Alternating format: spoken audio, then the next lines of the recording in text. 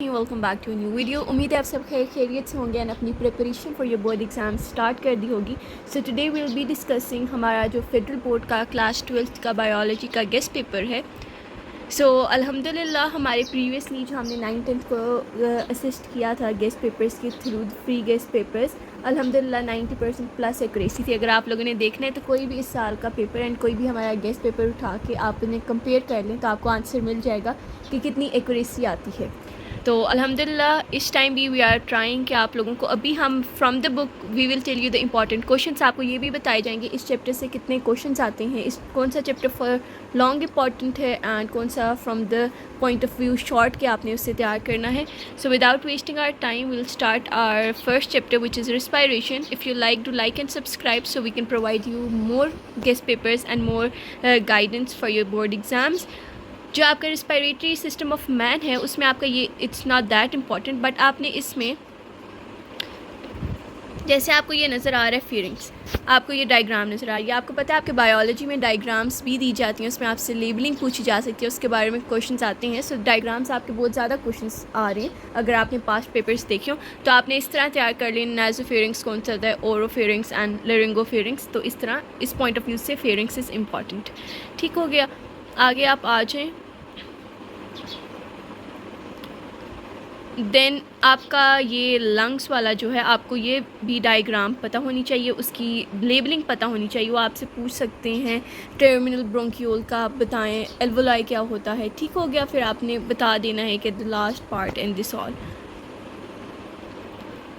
Then mechanism of breathing. Mechanism of breathing में जो important है ना, इन्हेलेशन एंड एक्सलेशन। ठीक हो गया, इनहेल और एक्सेल जो मैकेनिज़्म है आपका वो आपका इम्पॉर्टेंट है इसमें। तो ये आप कर लें। इंस्पायरेशन एंड एक्सपायरेशन डिफरेंस में आपके पास आ सकता है ये क्वेश्चन। रिस्पायरेटरी वॉल्यूम्स आपका एमसीक्यू आएगा, इससे ज़्यादा कुछ भी नहीं आ सकता। एंड आगे ये आप छोड़ सकते हैं। Then coming to the transport of gases important है ये।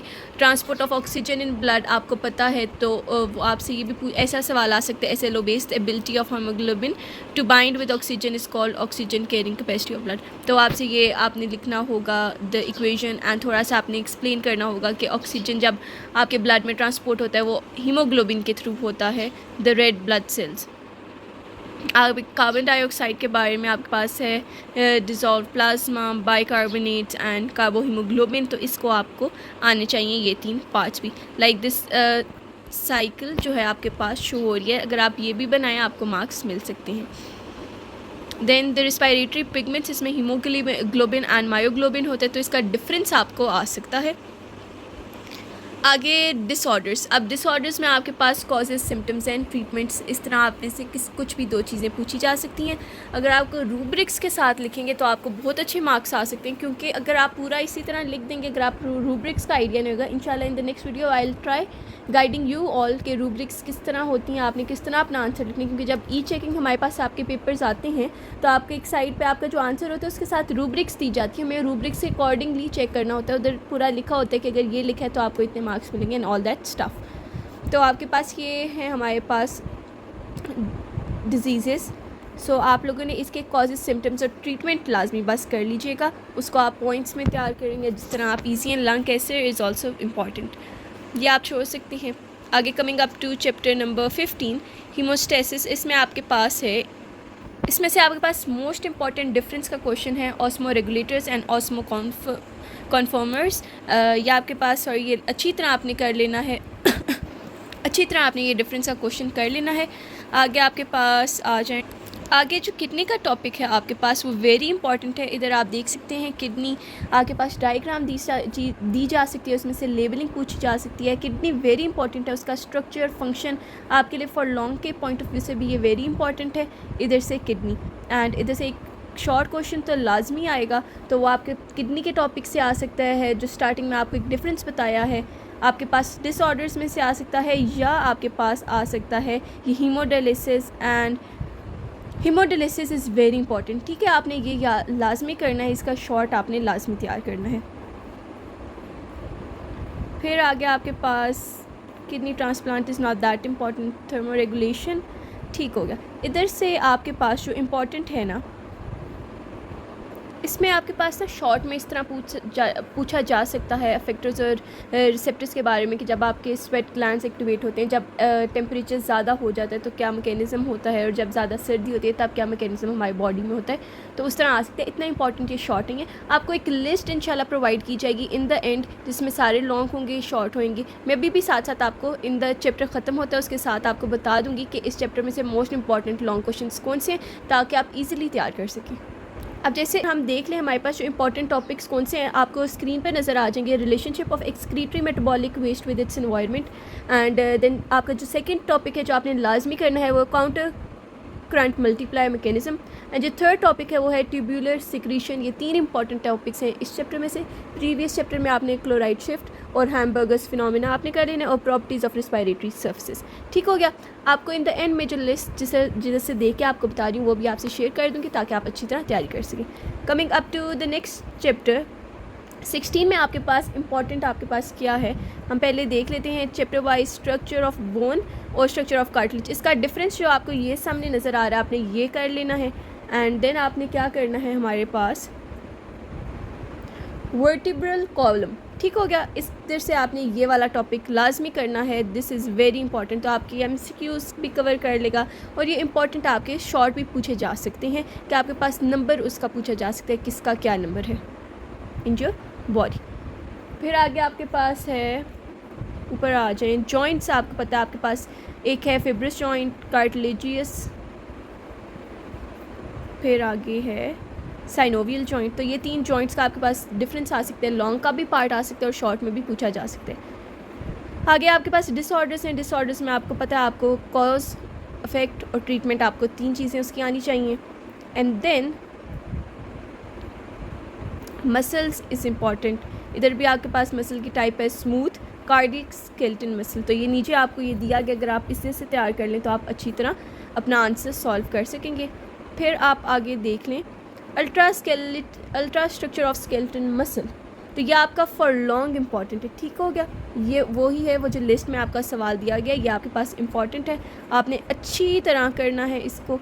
आपने इसकी पूरी विद द डायग्राम्स सारा कुछ अच्छी तरह करना है जब आपका ये लॉन्ग में आएगा। और इधर आपके पास स्लाइडिंग फिलामेंट, ये तो आपके पास डिसऑर्डर्स आ गए हैं। वेट अ मिनट, ये स्लाइडिंग फिलामेंट मॉडल ये, और आपके पास जो है हमारे पास अल्ट्रा स्केलेटन मसल वाला है। ये आप लोगों ने 2 इंपॉर्टेंट लॉन्ग लाजमी करने हैं। तो अगर हम इस चैप्टर का कंक्लूड करें तो आपके पास जो आएंगे वो है आपके पास वर्टिब्रल कॉलम इंपॉर्टेंट टॉपिक है, फिर आपके पास ultra structure of skeleton muscle और स्लाइडिंग फिलामेंट मॉडल, ये 3 टॉपिक्स बहुत इंपॉर्टेंट हैं। फिर आगे हम देख लेते हैं नर्वस कोऑर्डिनेशन। अब जो आपके पास नर्वस कोऑर्डिनेशन है ये आपके पास इंपॉर्टेंट टॉपिक्स चैप्टर्स में से आता है, जिसकी वेटेज बहुत ज़्यादा आपके पेपर में है। इसमें से भी लाजमी आपका एक लॉन्ग क्वेश्चन आएगा, और आपके इसमें से आएंगे शॉर्ट क्वेश्चन। हमारे पास इधर हैं एक शॉर्ट क्वेश्चन और एक लॉन्ग क्वेश्चन आपके पास लाजमी आएगा, और 2 MCQ इस चैप्टर से आएंगे। तो हम देख लेते हैं इसमें से इम्पॉर्टेंट आपके पास क्या है। इधर आपके पास टाइप्स ऑफ न्यूरॉन्स कर लीजिएगा, ये जो 3 हैं। ठीक हो गया। फिर आपके पास आ जाएगा nerve impulse, this is very important, आप इसे लॉन्ग के लिए तैयार करेंगे। देखें resting membrane potential and distribution of potassium and sodium ions, फिर यह आप लोगों ने लॉन्ग के लिए कर लेना है। फिर आगे आपके पास इसमें से इम्पॉर्टेंट है, ये आप छोड़ दें, ये वाला जो आपके पास वेलोसिटीज़ ऑफ नर्व इम्पल्स। फिर आगे जो आपके पास इम्पॉर्टेंट है वो है साइनेप्सिस, ये आपका लॉन्ग के लिए ये भी वेरी इंपॉर्टेंट है। तो ये देख लें आपके पास लॉन्ग के पॉइंट ऑफ व्यू से ही ये आपका क्वेश्चन है। और आगे जो मोस्ट इम्पॉर्टेंट टॉपिक आपका इस चैप्टर का है ब्रेन। तो आपने द ब्रेन को लाजमी करना है। ब्रेन की जो डायग्राम है उसकी लेबलिंग आपको आनी चाहिए, क्योंकि आपके पास शॉर्ट में भी आ सकता है, आपसे पूछा जा सकता है इसकी लोकेशन बताएं, आप बताएं इसका फंक्शन क्या है, इस पार्ट ऑफ द ब्रेन का फंक्शन कौन सा है, स्मॉल ब्रेन, आपको सारा कुछ ना पता होना चाहिए। तो आगे ये आपके पास आ गया है स्पाइनल कॉर्ड। इतना इम्पॉर्टेंट नहीं है ब्रेन के पॉइंट ऑफ व्यू से, अगर कंपेयर किया जाए तो ब्रेन ज़्यादा इंपॉर्टेंट है, बट आपने इसकी डायग्राम लाजमी अच्छी तरह कर लेनी है, तो वो आपका अगर शॉर्ट में भी आया तो आपका कवर हो जाएगा। फिर आपके पास है सही हो गया। आगे हम आ जाते हैं, एक मोस्ट इम्पॉर्टेंट डिफरेंस का आपके पास जो सवाल आ जाता है वो है, सॉरी मैं डिफरेंस कह रही हूँ, आपका जो मोस्ट इम्पॉर्टेंट आगे है ना, आगे डिजीज़ आ रही, डिजीज़ में आपको बताया कॉजेज, सिम्टम्स एंड उसका ट्रीटमेंट आपको आना चाहिए। यहाँ जब आपको बताया ब्रेन इंपॉर्टेंट है, तो ब्रेन की जो डिज़ीज़ है वो अल्ज़ाइमर होती है, तो अल्ज़ाइमर आप लोगों ने लाजमी करना है। एंड बाकी भी आप लोगों ने डिजीज़ की कॉजेज़, ट्रीटमेंट, सिम्टम्स आप लोगों ने लाजमी कर लेने। ये आपके पास ये आगे अल्ज़ाइमर डिज़ीज़, तो ये आप लोगों ने अच्छी तरह करनी है। MRI आगे आपके पास है, वो भी आपने अच्छी तरह करना है। MRI कैसे यूज़ होता है मेडिकल में, सो उसकी वेव्स के बारे में आपको आइडिया होना चाहिए।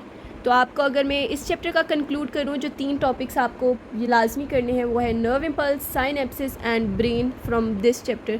फिर आगे हम कर लेते हैं चैप्टर नंबर 18। इसको आपने ज़्यादा शॉर्ट के पॉइंट ऑफ व्यू से तैयार करना है, तो मैं आपको पहले कुछ इंपॉर्टेंट टॉपिक्स बता देती हूँ जो इस चैप्टर में से आपने लाजमी करने होंगे। पिट्यूटरी ग्लैंड है, एडिसन्स डिजीज़, कुशिंग डिजीज़, आगे आपके पास है हमारे पास मिक्सडीमा, आगे है हमारे पास क्रिटिसिज्म, आगे है ग्रेव्स डिसीज़। तो हम देख लेते हैं। आप लोगों ने ये नहीं करना। स्टीरॉयड हार्मोन्स इंपॉर्टेंट है। आगे आपको आ जाए एंडोक्राइन सिस्टम ऑफ मैन। अब इसमें से आपके पास क्या क्या आ रहा है ये देखिए। अगर आप इस चार्ट को ही कर लें ना, समझ लें, अगर आपके टीचर्स ने आपको बनाया हुआ है फ्लो चार्ट्स बनवा के आपको ये चैप्टर करवाया गया तो वेल एंड गुड, वरना आपके लिए थोड़ा सा मुश्किल चैप्टर होगा। बट अगर आप फ्लो चार्ट के थ्रू अगर आपके पास नोट्स हैं उस तरह करें तो ये बहुत हलवा टॉपिक है और मोस्ट इम्पॉर्टेंट टॉपिक है। इसमें से बहुत ज़्यादा शॉर्ट क्वेश्चंस आपके पास आएंगे। इधर आपने पिट्यूटरी ग्लैंड जैसे आपको बताया है, ये इंपॉर्टेंट है, इसके अंदर जो ग्लैंड्स हैं। एंड आगे आ जाएं आप, thyroid gland is very important, parathyroid gland, pancreas, adrenal gland and gonads.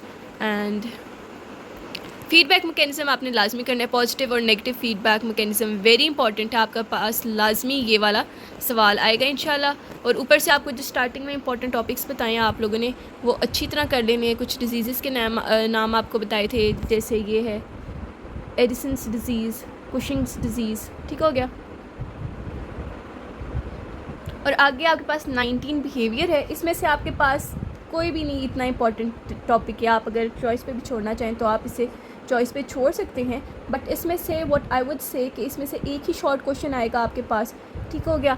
3 marks का शॉर्ट क्वेश्चन होगा और आपके पास होगा एक आपके पास MCQ आएगा। तो इस चैप्टर में से टोटल 4 मार्क्स की वेटेज है।